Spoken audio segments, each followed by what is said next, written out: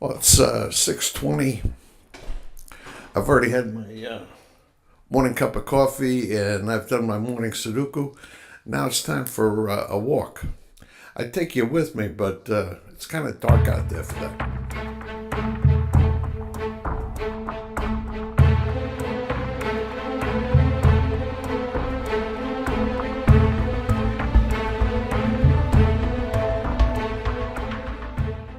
One of the first things I do on Saturday morning is to get a martini glass and put it in the freezer.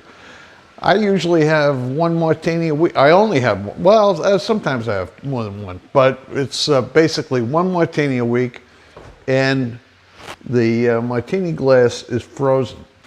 Now, as it turns out,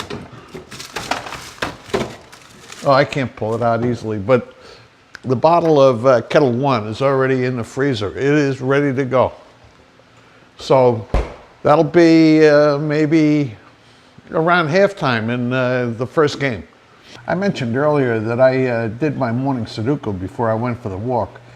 And the fact is, I always do that. I do 3 Sudoku puzzles or games or whatever you would call it in a day at different levels of difficulty. The first is while I'm having my first cup of coffee, the second is at 12:15, and the third is at 3 o'clock.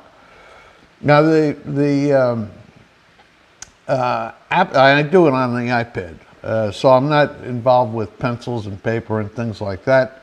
The app that I use is a free one. It's called Enjoy Sudoku. It's got a ton of options in it, a ton of them. The app is free, and one of the interesting things about it, I mean, in addition to different options and how you do these puzzles, the other interesting thing is it tells you where your time stands relative to everybody else who did the same puzzle or game, whatever it is. I find that very, very interesting. Now, I recommend that, for older people that you do things like Sudoku and crossword puzzles and things like that to keep your mind sharp. I'm not about to say that Sudoku actually does that.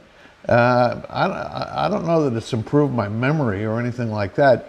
But the one thing that does happen if you do it frequently, as you can tell I do, is you actually get better at Sudoku. So whether it promotes long-term mental health, you got me. But it's probably one of my favorite time wasters, that I deal with.